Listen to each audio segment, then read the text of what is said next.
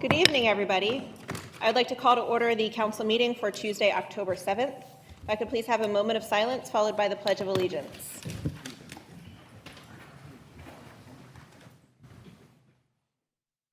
I pledge allegiance to the flag of the United States of America and to the republic for which it stands, one nation, under God, indivisible, with liberty and justice for all. Madam Secretary, could I please have a roll call? Justin Queenan. Here. William McCoy. Here. Madeira Robinson. Here. Natalie Colson. Here. Jasmine Griffin. Here. Rashad Bates. Here. Rebecca Smith. Here. Is there a motion to approve the minutes from our previous meeting? So moved. All in favor? Aye. We had an executive session this evening related to personnel matters. Vice President Bates, would you lead us in the announcements? Yes. Excuse me. All right, so for announcements, we have the citywide sweep. That's going to be on multiple corners. I think there might be a flyer back there already for it. That's going to be November 1st. Start at 6 a.m. and until the dumpsters are filled. Then we also have two events from Councilwoman Colson. We have the dedication for Rob Hill at Simmons Park at Saturday, October 18th. That's going to be, the dedication is at 11:30 a.m. and the basketball game or tournament is at 1:30 p.m. Also, she'll be having her 4th District Town Hall meeting at the American Legion at 500 East Marshall Street. That's going to be November 12th at 6 p.m. The Norristown Fire Department has their open house tomorrow, October 8th, from 6 p.m. to 8 p.m. on 201 West Freely Street. The Rec Center has the pumpkin carving contest October 17th from 5 p.m. to 8 p.m. at the Rec Center. And that's 340, Harding Boulevard. And also, they are looking for donations of socks and blankets. You can drop them off Monday through Friday from 9 a.m. to 9 p.m. Monday through Friday, and then Saturday, 9 a.m. to 5 p.m. Also, the Norristown Hospitality Center is also looking for men's pants, socks, and underwear. Their drop-off location is 503 Chain Street, and that's also Monday through Friday. The drop-off time is 7 a.m. to 3 p.m. Trunk or Treat 2025 is going to be Friday, October 31st. That's going to be from 4 p.m. to 7 p.m. Setup is at 2:30 p.m. That's by the Reuniting Families Fund, Bond Fund, and that's also at the Recreation Center on 340 Harding Boulevard. Also, we have the annual Faith Blue and You Active Shooter and Active Threat and Senior Fraud Awareness. That's going to be Friday, October 10th. The time is 11 a.m. to 2 p.m., 10:30 a.m. for the breakfast. Location is going to be 23 East Erie Street at St. John's Episcopal Church. And that is all. Thank you. Council, any additional announcements? Seeing none. Do we have any public comment this evening? Yes. James Waters. Good evening, everyone. It's good to be back. Is this thing on? All right, cool. Hey, look, the veterans are having Vietnam Veterans of America having a 5K, 1 mile health walk run over at the farm park. That's Valley Forge Chapter 349, and I promise to mouth off as much as possible. Erie Street, West Erie Street, everything that should have been there to begin with is fixed. The trees are trimmed, the do not enter signs are back up, and the paint's been refreshed. And we got one more thing there that I think will make a difference, and that's the blinking stop sign like the one out on DeKalb Street on the other side opposite where the stop sign exists now, so that they'd be able to see it from Marshall Street. You know what I'm saying? All right. Elmwood Park, I've had an issue with the damage to it. And what I put in front of you right there is the Montgomery County Conservation District is the county department that is in charge of approving development plans. And their job is to stop sedimentation. Now, the second picture there is the sedimentation from the 6 municipalities that didn't control their stormwater because Montgomery County Conservation District approved their plans And it says in here, oh, I do have my glasses, what their job is, and that's the purpose of the program, is to minimize the potential for soil erosion and sediment pollution during land development and to manage post-construction stormwater. There's more details in there, that's public knowledge, but that's what I'm going on. And because we had this integrated water quality report that came out, I found about it in 22, integrated water quality report mandated under Federal Clean Water Act. It's 50th anniversary, and this was 2022. So what I intend to do, and I've already called and got a contact in Fetterman's office, and I'll be going after McGormick or whatever his name is next. I had a contact send me the Clean Water Act because I want to look over it and see exactly how Montgomery County ended up with 75% of the streams impaired when you've got a whole department that's supposed to do something. Now, the problem is Montgomery County Conservation District has no enforcement powers, and they go on voluntary compliance. And obviously, by looking at that siltation in the Schuylkill River, it's affecting any recreation whatsoever, then we're losing on all the points. And the fact is that recreation, water quality, and all the other stuff that goes with all of this. I can't call anybody while he's talking. I'll have what I'm sending to Fetterman as filing a complaint. Serena Brown. Serena Brown. Did they hear me? Serena Brown.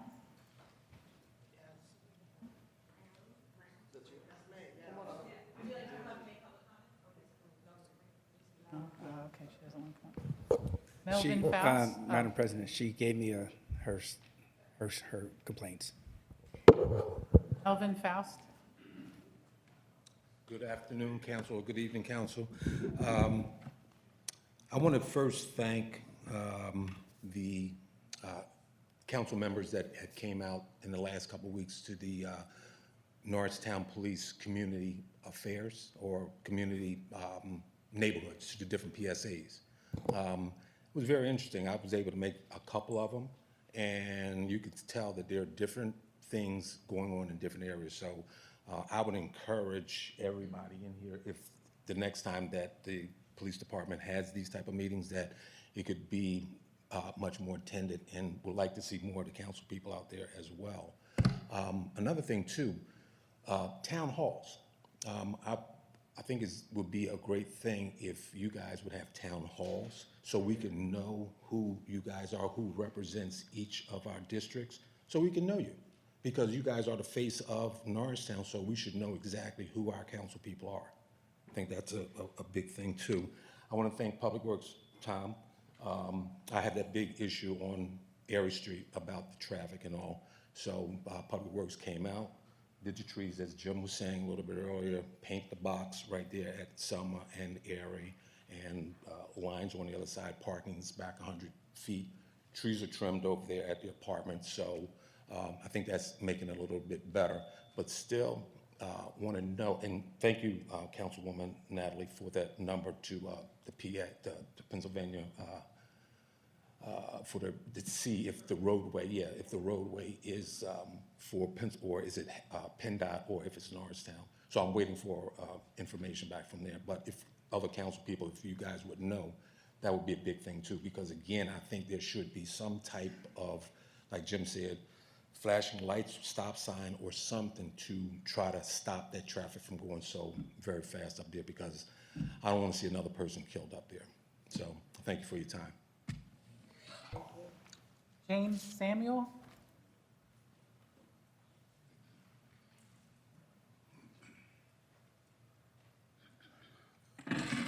Good evening, council. My name is James Samuel. I live at 516 Hamilton Street, Norristown. I am the first vice commander of the American Legion here in Norristown, as well as the house chairman for the Legion as well. My problem is parking. I have a few things. I got a ticket in front of the Legion, and I parked on the other side and put 2 wheels on the curb. And when I came out, I tried to catch the guy, but he went out. On the way down, I saw 7 vehicles, took pictures of them, that were completely on the sidewalk with no tickets. I came here, and they said I wanted to fight it. You can't fight a ticket here anymore. I don't know why. I would like to know why. The lady upstairs was rude and told me that she is the authority. She has the ultimate say in who has to pay the ticket and who doesn't. What authority does she have to make that claim when I'm just giving her my money for the ticket? She was rude. Okay. And at my residence, Hamilton Street, parking, we have trucks, took pictures of trucks with trailers, work trucks parked there all the time. And I was wondering why or if it's possible for after the street sweepers come by, on my street, sometimes they come at 9 o'clock and it's from 8 to 12, no parking. Why after that guy comes down at 9 o'clock, you can't park there anymore? That would solve a lot of these problems, is parking. Once that street is cleaned, you can tell it's been cleaned, they leave a trail. You get a ticket after they park, after they come down. It would make a lot of sense to let people park there after the street's been cleaned. That's the sole purpose from not being parked there from 8 to 12 or from 12 to 4. That would solve a lot of people's problems, I think. So if you can take that in consideration. I know the handicap is on hold right now, but that's another issue. I'll wait to hear what the outcome of that's going to be. All right, thank you. Johnson, I can't read the other name, sorry.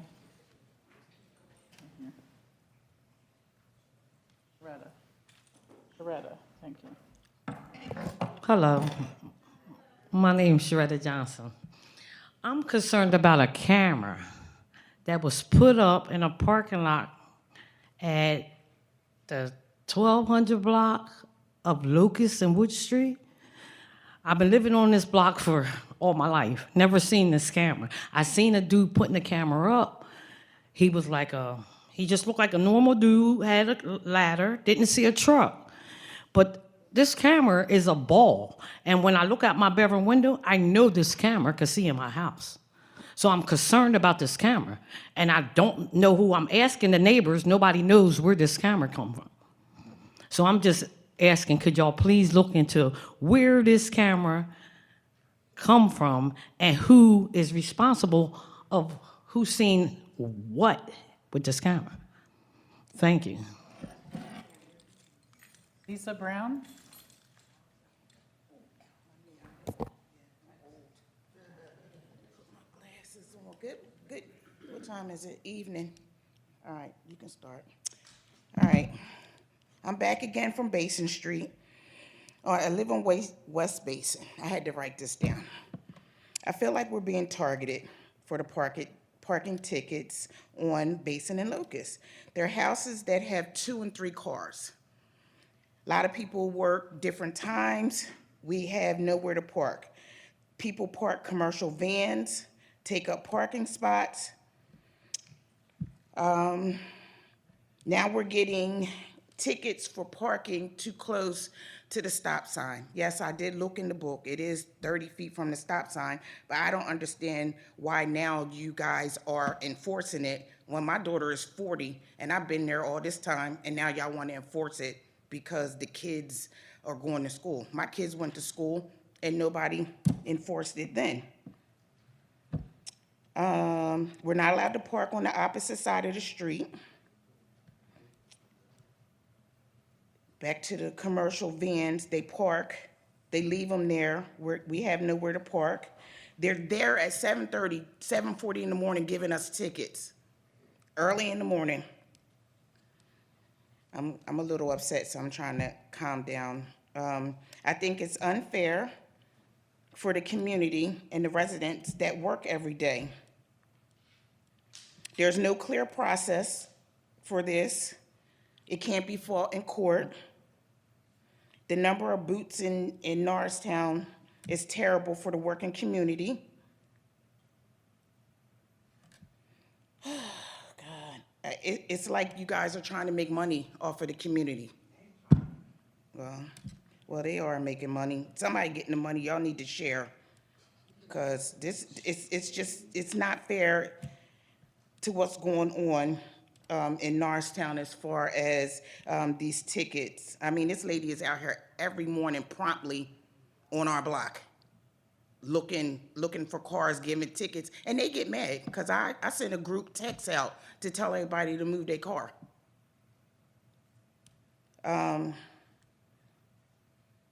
We're not a community just to make money off of. Like, nobody's doing anything for us. Nothing is being done for these tickets. I keep hearing, oh, we're going to do this, we're going to do that. Nothing is being done. Nothing.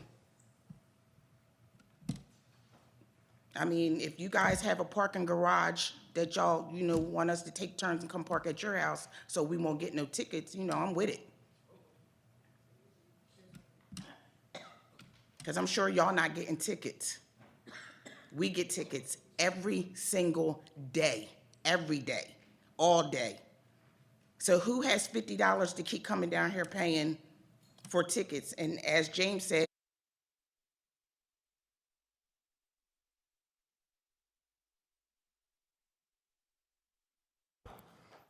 Victoria?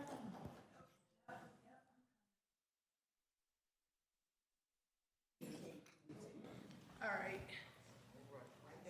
Hello, I'm Victoria Gonzalez, and I too live on West Basin. And to piggyback off of what my neighbor said, the parking is horrible. I work 7 to 3:30, and if I don't come right home, I'm not going to find a spot. As you can see, I have a cane. I do have arthritis in my spine. I go and get injections yearly, sometimes twice a year. So it's hard to walk. I'm now considered like a fall risk because I'm trying to walk. And then just recently, I parked halfway up the block and I'm like leaning on cars to get to my house. There is no handicap placard, and I was told by my neighbors that the handicap is on hold, but still, I need somewhere to park. And I'm like, I got tickets right now that I gotta pay. But then again, it's like, where do we park? I have a diabetic husband. I have a kid that is active in sports and, goes to Girl Scouts. I'm like, okay, who's gonna take her so I can save my parking spot? As a mother, I should not be worrying about a parking spot when I'm trying to keep my kid out the street and in something active. And as y'all like to say, we're community. Well, I need to see some community going on, because right now I feel like I have to choose between paying a ticket so I don't get a boot or buying my daughter what she needs to be an active citizen of the community, which is, it's not right. As a parent, it's sad. And then we got do not enter signs up our streets. Every morning I'm yelling at some idiot because they're coming up the wrong way. And our kids on a one-way street got to look both ways. Plenty of times they've almost gotten hit because they're treating Basin like it's NASCAR. We got to do something about that. We've talked about stop signs. They said we're not going to get it. We need flashing stop signs, like a gentleman said. Maybe that might help. But I got a ticket for parking too close to the stop sign. Excuse me, I don't get out the car after a long day of standing on my feet with arthritis in my spine, worrying about, am I 30 feet? I don't know what 30 feet is. So maybe put a sign that says no parking beyond this point, then I know where not to put my car. But so I don't get a ticket, I'm moving back further, which once again has me walking far just to get to my house after a hard days of work. So we talked about that. Then we have I have an autistic neighbor. He's on a special van. He's going to get his van and cars are speeding right out of Locust onto Basin, darn near hitting his mother and him, trying to get on the bus just to get an education. So we got to do something about this, or we are going to have a loss. And I know nobody wants that on their conscience. I don't want to see that. Yeah, that's just all I have. We got to do something about the parking on Basin. I mean, it's really nowhere to park. And I have 2 cars. It's me and my husband. We work pretty much the same shift. But like my neighbor Lisa said, you got big vans that are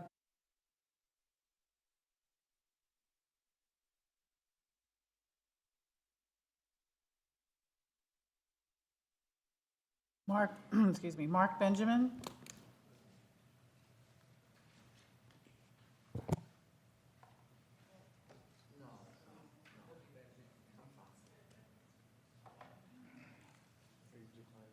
No? I am declining to go up, yes. Okay. Kia Boynes? I'm declining, we'll be back next week. Okay, that's it then.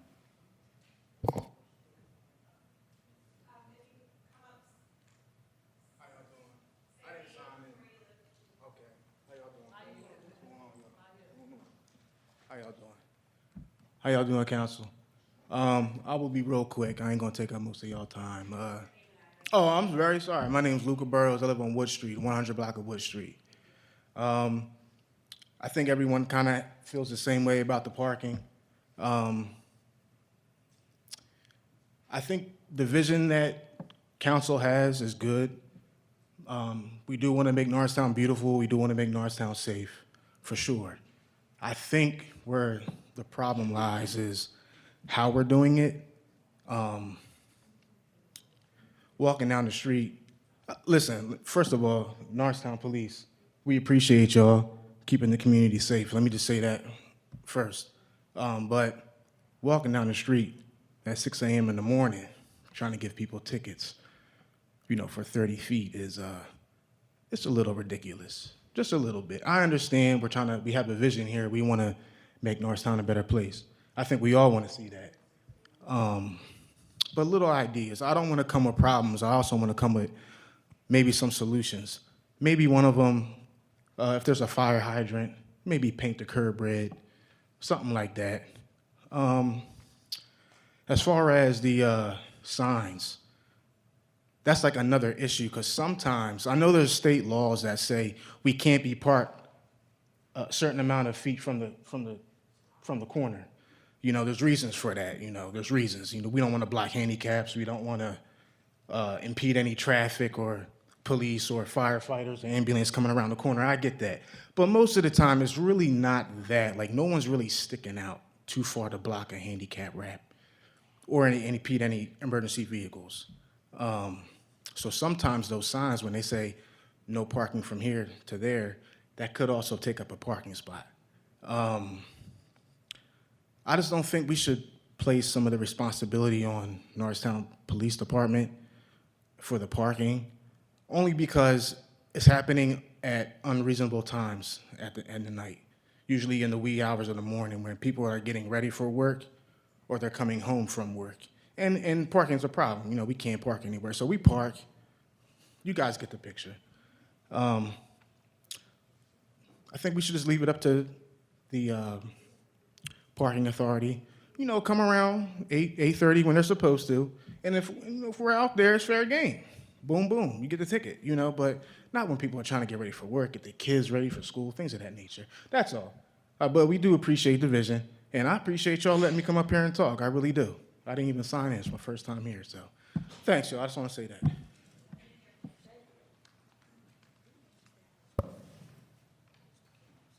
All right, next up, we have building and code compliance. Ordinance number 2507, the motion to approve amending Chapter 240 Property Maintenance Quick Ticket Program. Evening, Council. So we are requesting a motion to approve amending Chapter 240 of the Property Maintenance Quick Ticket Program. These amendments were recommended by our insurance counsel, and essentially the change is from having a formal hearing where we require our legal team to be there, stenographers. It will be an administrative review. That will help expedite the process and be less of a burden on everyone involved. Council, any questions? Question. Councilman Queenan. That's correct. Say somebody's on vacation, and a lot of times some people take 2 weeks vacations. Are they able to? Is that one of the reasons? Can they get extension on that appeal when they come back, or I know you There's guys not- are pretty There's nothing lenient. formally in the ordinance Okay, that exempts any 15 days, but obviously, we clearly work with folks if they have a legitimate excuse. Council, any other questions? It's my recollection, I know that getting rid of removing the hearing requirement, moving forward with the administrative process will lessen the time burden for everybody involved. It's also my understanding from the last time we had the conversation that there are very few hearings that have taken place. Is that correct? Yes. All right, Council, is there a motion to approve ordinance number 25-07 to approve amending Chapter 240 Property Maintenance Quick Ticket Program? So moved. Madam Secretary, could I please have a roll call? Justin Queenan. William McCoy. Madeira Robinson. Natalie Colson. Jasmine Griffin. Rashad Bates. Rebecca Smith. Aye, the ayes have it. Ordinance number 2507 is approved. Thank you. Next item, request to approve HARB certificates of appropriateness. Yes.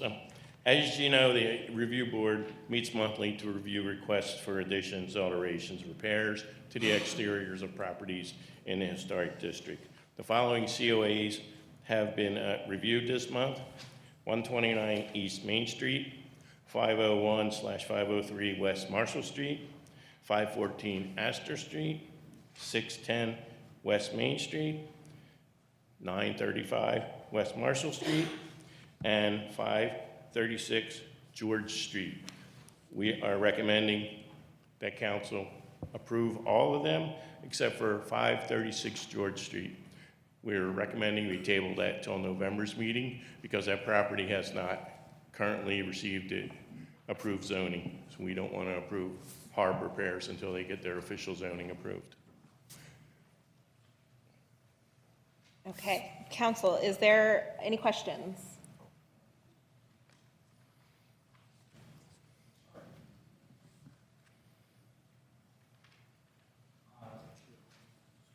It's on the same grid.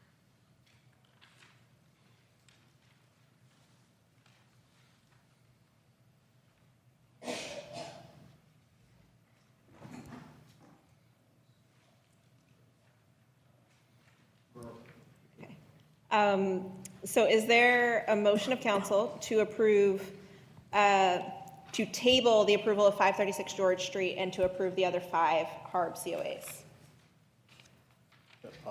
Can we do those together?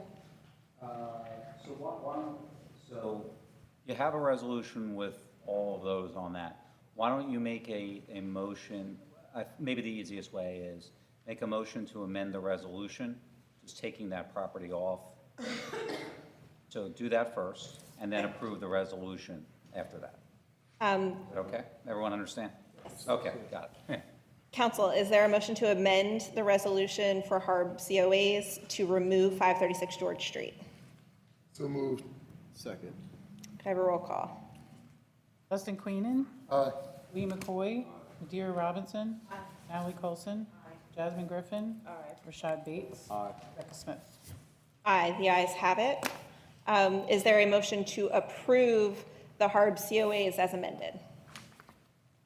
So moved. Second. Could I have a roll call, please? Justin Queenan. Aye. William McCoy. Madeira Robinson. Natalie Colson. Jasmine Griffin. Rashad Bates. Rebecca Smith. Aye, the ayes have it. Thank you. Thank you. Thank you.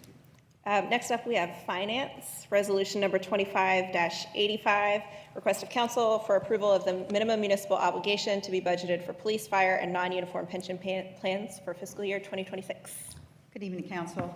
The purpose of this resolution is to approve the minimum municipal obligation, MMO, for the 2026 fiscal year. This is an annual requirement. State law requires the adoption of the MMO. The MMO is calculated by an actuary for the pension plans and is funded by a combination of state grant funds and member contributions, and then supplemented by the necessary general fund. I have listed here the different fundings for each of the plans. The police pension plan will require $3,345,141. The paid firefighters pension plan will require $788,156. The labor industrial pension plan will require $113,211. The borough pension plan does not require because it's fully funded. That's the PMRS. And then the ICMA plan, the management plan, will require $83,508. Does anybody have any questions? Council, does anybody have any questions? Seeing none, is there a motion to approve resolution number 25-85? So moved. Second. Madam Secretary, could I please have a roll call? Justin Queenan. Aye. William McCoy. Madeira Robinson. Natalie Colson. Jasmine Griffin. Rashad Bates. Rebecca Smith. Aye, the ayes have it. Resolution 25-85 is approved. Ms. Massanier, Planning and Municipal Development, presentation of the 2026 CDBG projects and request for authorization to advertise a public hearing on October 27th, 2025. Good evening, council members. We're back to you to present the proposed projects for the 2026 Community Development Block Grant Funds, as is a requirement through the process that I basically notified you about by memo, as well as the last meeting when I asked if there were any ideas that council members or department heads or the community had for projects. In order for me to start giving you the budget, I'll just go through, for the record, the process that we are to go through in order to submit this application. As I mentioned, we develop recommendations throughout the year with administration. In August, I sent a memo to council members as well as department heads for project ideas. And then we had a public hearing for the advertisement for in the Times Herald on August 22nd, 2025 and August 29th, 2025. The first public hearing to solicit input for projects was held in September 8th, 2025. We had one attendee from the Planning Commission. Then we had the Annual Action Plan Citizen Participation Schedule that was actually a memo sent to Council on August 15th, 2025, and the advertisement period for the second public hearing. It was actually presented is to be presented tonight, October 7th, 2025. Instead of the October 21st that I had mentioned, we had to pull it up a little to make sure that we meet with all the requirements, federal requirements. This funding, of course, is restricted to projects and activities that meet the HARB CDBG program fundability and eligibility requirements. The advertisement for your fiscal 2026 proposed projects and budget will allow for the development and timely submission of the 2026 CDBG program year annual action plan. If we do not do this in the timely manner and in the citizen participation process as I have presented, it will not make us eligible for the funds. I will go quickly through the budget proposed. We're pretty restricted, as you might have heard me say before, because of the Section 108 loan fund that takes really majority of the funds that we have to pay every year. And hopefully by 2030, we won't be talking about that anymore. Anyway, for us to have the proposed budget that will be meeting the guidelines and regulations as per the consolidated plan, we're proposing the owner-occupied housing rehabilitation program for a budget of $45,978. And for the housing rehab technical support, that will support that housing rehabilitation program for $35,000. We have to have the Fair Housing Council. That's also a requirement by the grant, and that's $30,000 that's set aside. We, of course, are going through our goals as we had outlined in the consolidated plan to make sure that the Small Business Administration Center is still funded, and so we're setting aside $40,000 towards that. And as I had mentioned earlier, we have to repay back the Section 108 loan in the tune of $438,340. And then we've set aside funds that pay the salary and benefits of the planning staff that administers this program and other grant programs. And that we've set aside $147,000. The total amount of the grant that we'll be applying for is $736,318. This is just a proposal. We do not know what Congress will actually vote for, so we just have to go with that until there's a vote that has been made on that. And when the vote has been made, if it exceeds, let's say, 20%, either below or above, we would have to do a whole citizen participation process again. Basically letting the public know that this is how the money that's been set aside and what we have to adjust. But I should be coming back again, of course, after I've advertised and asking council to proceed to another process.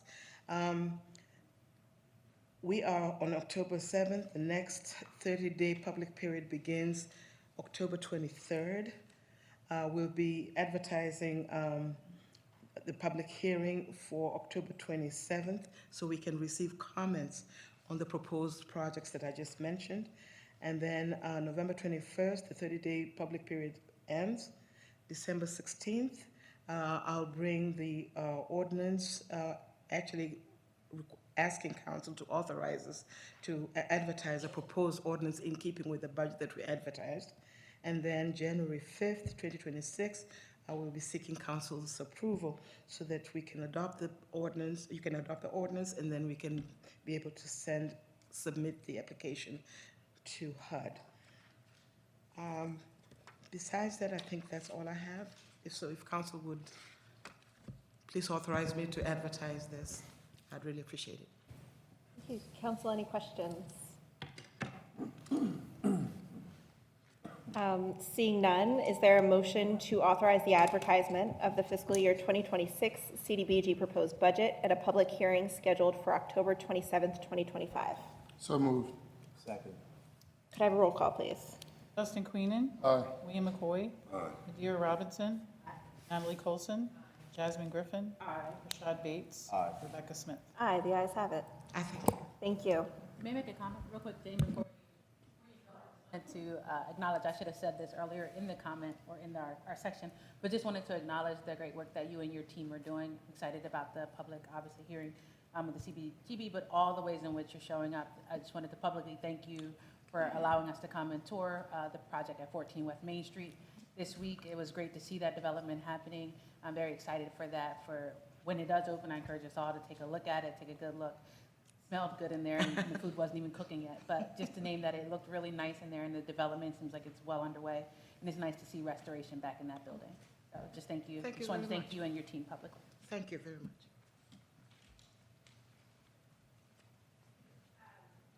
Next up, we have police.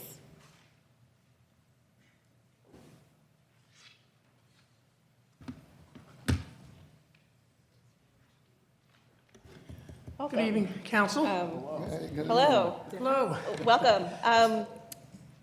We have the motion for council to approve the application for and acceptance of the 25-26 Keep It Safe mini grant. So before you this evening, council, as Madam President just announced, this is a targeted grant funding program that's made available through Montgomery County's Drug and Alcohol Community Prevention Program. And this program is a $2,500, full amount would be $2,500, the actual amount could vary. And the nice thing about this program is it is a targeted program for youth in our community to target drug and alcohol abuse and to look at individuals who most likely could be victims or susceptible to risk of exposure to drugs and alcohol. There are going to be socioeconomic factors they look at, and it's just another piece of funding that will help us in our communities empower Norristown middle schoolers to engage in understanding of substance abuse, has peer discussions, and involves workshops and distribution of educational material. This is just another one of the tools that we have to help our youth stay away from drugs and alcohol and lead healthy and happy lives. And I would respectfully request that council approve the motion to approve the grant. Thank you. Council, any questions? Councilwoman Robinson. I had intended to be mostly quiet this meeting because I'm not feeling too well, but I did have a question on Yes, this ma'am. particular one. First of all, Chief Chaw, thank you for your time and for bringing this forward. I was interested as I was looking at the grant proposal. It seemed like there were a lot of unique ways in which you could explore a workshop in this. I was wondering I noticed that yours was more led with, looked like officer instruction within the workshop with the pairing of professionals.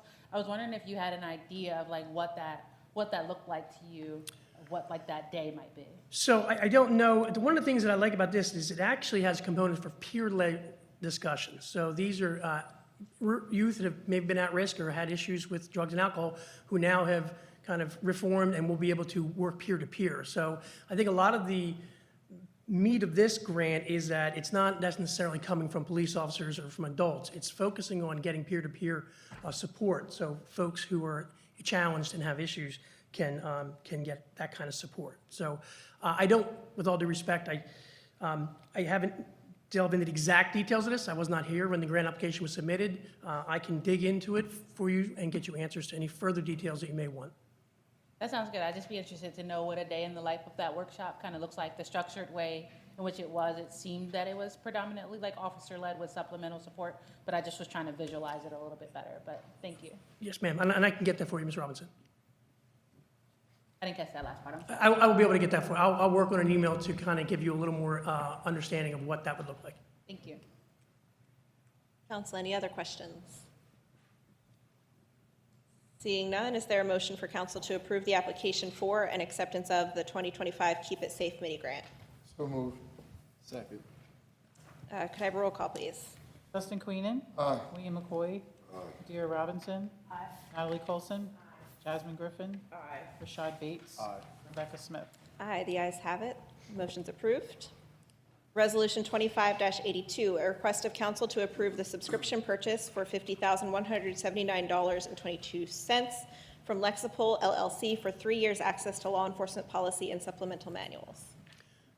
Thank you, Madam President. So before you is a resolution. To give you some background, Lexipol is the nation-leading firm in policy management and law enforcement. And it actually is a program that this municipality had up until, I believe, early 2024, when it went away. And of course, I was not here then, so I don't know what that backstory to that was. However, it is something that I think that we need. One of the things we talked about in my hiring process, and we've talked about globally within the organization, is professionalism, professional development, and also accountability and transparency. And this is the modern platform that's going to allow us to do that in a manner that's responsible and provides the best practice in law enforcement, because it's going to centralize all of our policies and procedure in one location. It's going to standardize them so they're in the best practices with respect to what's going on, not only locally, but in the world or in the country. It's going to provide for audit trails. So one of the most important things we need to be doing with our policy and procedures, we write a policy and we write a procedure, and sometimes it just goes away and gets shoved into a drawer, right? What we need to be doing is training consistently on policy. And what Lexipol does is they have a training module called Daily Training Bulletins. And what we can do is now train every day our officers, micro-training. They're going to get emails to take a little test about policy 1, 2, 3, ABC, and they're going to be tested on it. And then we can track that. So we know our officers not only are knowing the policy, seeing the policy, but they're understanding it and they know how to implement it. So the total amount for this is a $50,000, $179 purchase. It is a contract for 3 years. This was negotiated by Lieutenant Dumas, and apparently he's a very good negotiator. From what I understand, they were able to secure a $21,000 discount from the original proposal that was received by Lexipol. So, or we received from Lexipol. So I think it is a good financial decision because it's reduced from what it normally would be, and it's going to help us grow our police department into a more professional organization. Thank you, Chief. Council, any questions? Councilwoman Robinson. I just have one, and you may or may not know, what do we currently have as a system for keeping our policies intact? Is it like a binder system or It's drive? basically a PDF right now. I see. So things could be, okay. Yes, ma'am. And just so I'm clear, so we don't have like a different kind of a different brand of Lexipol right now? We have no kind of... We have no automated policy management system within the Norristown Police Department. It's just paper. Gotcha, thank you. Council, any other questions? Seeing none, is there a motion to approve Resolution 25-82, to approve the subscription purchase for $50,179.22 from Lexipol LLC for 3 years access to law enforcement policy and supplemental manuals. So moved. Second. Could I have a roll call, please? Justin Queenan. Aye. William McCoy. Adira Robinson. Natalie Colson. Jasmine Griffin. Rashad Bates. Rebecca Smith. Aye, the ayes have it. Resolution 25-82 is approved. Resolution 25-83, motion to approve and certify the civil service resolution for entry-level police officer candidates and approve the conditional hiring of 6 entry-level police officers. Thank you, Madam President. Yes, before council tonight is a resolution. This follows on what I only can assume was an activation of civil service by this board at some point in the earlier this year. The testing process has been completed. The commission has met with to review the list, so to speak, that was developed after the testing process, and they have certified that for conditional hiring. And the 6 officers, what we've done, and in the interim since being appointed, what I've been doing in the background is working to help provide some guidance to the municipality on what proper staffing is. And although it's kind of nebulous, there are 3 models that we use. One's a population-based model, kind of figure the ratio of police officers to population. One is this one thing called the International Association of Chiefs of Police model, which looks at kind of workload, like how much work are men and women doing every day, and figuring that out. And there's a third one called the Core Service Hour Method, which is a really deep dive into how much allocated time the officers have during the day and how much time they're free to go out there and patrol the streets and engage in community engagement. I actually took all the data that I needed from the municipality. It was given to me by the acting chief. I crunched the numbers, and I came out at 69 officers. We're currently right now on the rolls, on the books at 62. However, due to different restrictions related to officers who are out on leave, who are sick, who are different matters, we actually have 53 deployable officers, men and women in the department, who can actually deploy to the street and engage in public safety services for the community. So this will be a continuing effort. As you may or may not be aware, in December, or strike that, in January, we're going to lose 2 more officers due to retirement. So the issue here is we need to constantly be looking at hiring so we keep our numbers at the right place. Because once we get the right numbers, then we start to turn to addressing some of the challenges that we have in this community.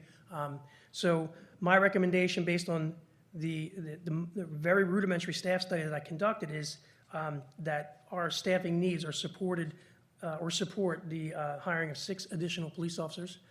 And I would recommend that you approve this motion to hire them, or strike that, to offer conditional offers of employment to 6 entry-level police officers. Thank you, Chief. Council, any questions? Seeing none, is there a motion to approve Resolution 25-83, to approve and certify the civil service resolution for entry-level police officer candidates and approve conditional hiring of 6 entry-level police officers? So moved. Second. Can I have a roll call, please? Justin Queenan. Aye. William McCoy. Aye. Adira Robinson. Natalie Colson. Jasmine Griffin. Rashad Bates. Rebecca Smith. Aye, the ayes have it. Resolution 25-83 is approved. Thank you for your time this evening. Got one more. We're going to pinch hit. Okay, thank you. Thank you. Evening, Council. Good evening. Resolution 25-84, the request of council to approve the purchase agreement with Integrated Security Solutions for 5 additional security camera locations and expand the wireless infrastructure. Council, this is the phase 2 of our community camera system. This is for the Marshall Street, primarily for the Marshall Street corridor. Okay, this is going to be paid for by primarily through the VIP grant. This was the $950,000 grant that we won earlier in the year. This will cover cameras at Sweet and Marshall, Archer and Marshall, Violet and Marshall, Tremont and Marshall, and Moore and Walnut. The budget impact of this is $150,100. $148,500 is going to be paid for by the VIP grant. The additional $3,600 is for IT costs. That is not covered by the grant. Thank you. Council, any questions? Just a quick question. Councilman Queenan. So this is paid for a grant, like you said. Is there any, what we call it, like yearly cost operating this? There is upkeep for that, but that's included in the actual fee. So there's a managerial fee for software update, if anything goes wrong. But there is a warranty that's actually covered in the new camera system that's going in. So this phase 2 that's going in. Okay. I saw your camera system. It's amazing, so I appreciate it. Thank you. Councilwoman Robinson. I just had a question about the IT costs that were not covered by the grant. Is this something that you had already had some room for in your budget, or did you imagine that this is something that would have No, been enacted? I'm sorry. IT costs are covered within the budget. Council, is there a motion to approve Resolution 25-84, approve the purchase agreement with Integrated Security Solutions for 5 additional security camera locations and expand the wireless infrastructure? So moved. Second. Could I have a roll call, please? Justin Queenan. Aye. William McCoy. Madeira Robinson. Natalie Colson. Jasmine Griffin. Rashad Bates. Rebecca Smith. Aye, the ayes have it. Resolution 25-84 is approved. All right, thank you. Thank you. Public Works, Mr. Odenabo. Resolution 25-78, authorizing the sale of qualifying municipal property via public auction to include 7 surplus vehicles and/or equipment. Yeah, good evening, Council. This is a resolution to sell some old vehicles and equipment that we have. Most of them are being replaced. Just for people to know, most of this equipment have actually it's becoming a little bit more expensive to maintain them than to keep them. So that's why they are being sold, or they are being auctioned, and we're going to be auctioning them through the municipal bid. Thank you. Council, any questions? Seeing none, is there a motion to approve Resolution 25-78, authorizing the sale of qualified municipal property, includes 7 surplus vehicles and/or equipment? So moved. Second. Could I have a roll call, please? Justin Queenan. Aye. William McCoy. Madeira Robinson. Natalie Colson. Jasmine Griffin. Rashad Bates. Rebecca Smith. Aye, the ayes have it. Resolution 25-78 is approved. Resolution 25-86, the purchase of 1 street sweeper from GranTurk Equipment, Elgin Bloom Bradder Series CJ mounted of 2024. A new street sweeper, the price of $276,129.75. Yeah, this is purchasing a new street sweeper, and this is on budget. This is approved in the last year's budget, or the current budget. So this would actually make a street sweeper to be 3, and the intention is to. Right now we've been having just 1 street sweeper go out, but we're going to have it 2. So if we have 3, we can send 2 out and still have 1 as backup. Thank you. Council, any questions? So there'll still just be 1 street sweeper. You're not doubling up and doing 2 at a time. You say this will be a backup. Well, that other one would be a backup. No, the intention is now to have 2 zones. Okay. We used to have 1 zone during the host city, but we're now going to have 2 zones. And then in addition to these 2 sweepers that we out daily, we're going to have 1 as a backup. Okay. Yeah. So we have 3 street sweepers. I just want to make sure I'm hearing correct. So we will have 3 street sweepers with this addition, or we'll have 2? We have 3 street sweepers with this addition. Okay, Yeah. so 3 total, and when in the process, 2 will be active and 1 will be a backup? That's correct. Okay, thank you. Council, is there a motion to approve Resolution 25-86 to purchase 1 street sweeper at the price of $276,129.75? So moved. Second. Could I have a roll call, please? Justin Queenan. Aye. William McCoy. Madeira Robinson. Natalie Colson. Jasmine Griffin. Rashad Bates. Rebecca Smith. Aye, the ayes have it. Resolution 25-86 is approved. Thank you, Council. Thank you. How many times we want pictures of you in there driving?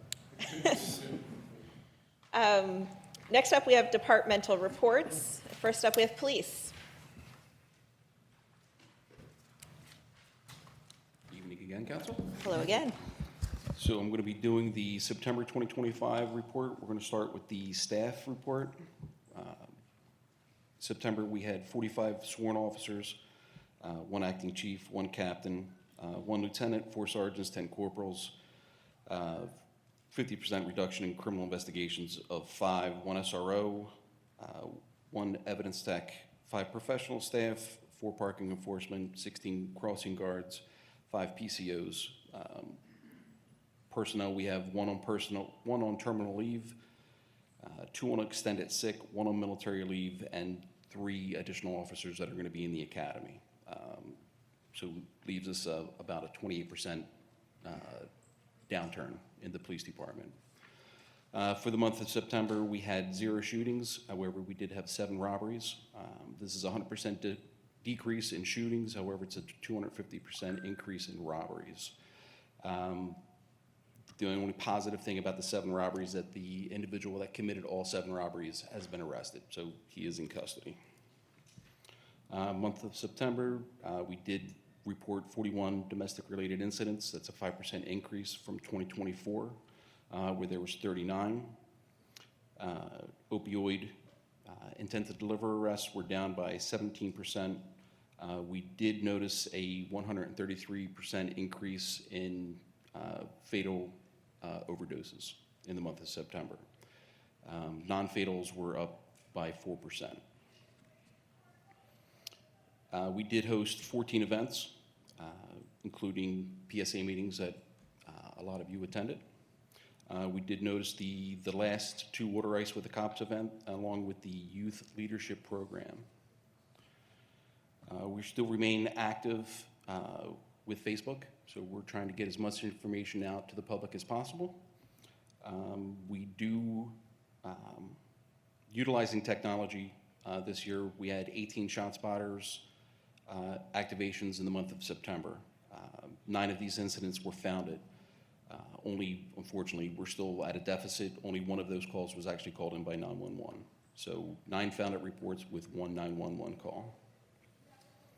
We're still partnering with Gaudentia for a drug and alcohol outreach program. And that is what I have, unless you want to go over stats. Council, any questions? Councilwoman Robinson. My only question is, can we get a copy of the report? I didn't get a chance to see that in my packet, but if you could email me, that'd be great. Thank you. No problem, thank you. And next up, we have fire. Chief O'Donnell. Good evening, Madam President, members of council. Before I begin my monthly report, there is one bit of good news. The fire department was awarded an assistance to firefighter grant last week for $61,500, and that will address some health and safety issues, mental health and medical screenings, along with cancer screenings for fire department personnel. Congratulations. Thank you for allowing me to submit it. Our operational summary for the year to date, the fire department responded to 1,127 incidents. Our average response time is 4 minutes and 13 seconds. Our busiest time of the day is Thursday at noon. The fire department has hosted year to date 1,401 training sessions, equating to 5,916 hours. We've had no firefighter injuries for the year. We've only had 3 civilian injuries for the year, and we had no civilian fire deaths. The fire department has conducted 422 fire inspections in commercial properties this year. We've hosted 164 public education events. We've hosted 2 fire drills. This is for last month.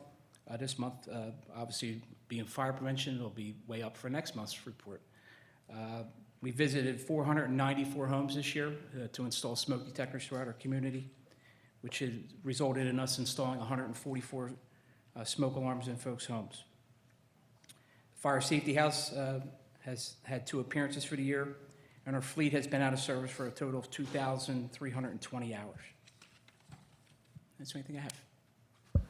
And you have an open house tomorrow night, right? And we have an open house tomorrow night. Hope Happy to see you all there. Fire Prevention Month, right? Yes, it's Fire Prevention Week. Yes, ma'am. Council, any questions? I just got a comment. The fire department, everybody in Norristown should be proud of this fire department. They do amazing work constantly. One thing I thought, Thursday at noon, is that the norm? We don't get to pick it, unfortunately. We just respond. So whenever they call 911, we go. So 24/7, we're ready to roll. Right, and I appreciate you, and you got amazing staff. Thank you. Thank you. Yeah, my only, great job, Chief. My only question was, I know that there was a large impact kind of fire through the Montgomery County area. I was just wondering if any way, did our department have to support in any way for today's efforts? For what type of efforts? There was a large hazardous fire today that affected Oh, up on Montgomery County. 422? Yeah, No, just thank God. wondering. We stayed home, and that's the best play for hazardous materials since we like staying home for them. I appreciate it. That's what I was hoping to hear, so Yeah. thank you. I'm glad to know that you all got a chance to not be Thank a you. part of that. Thank you, Appreciate it. Chief. Is there a motion to adjourn?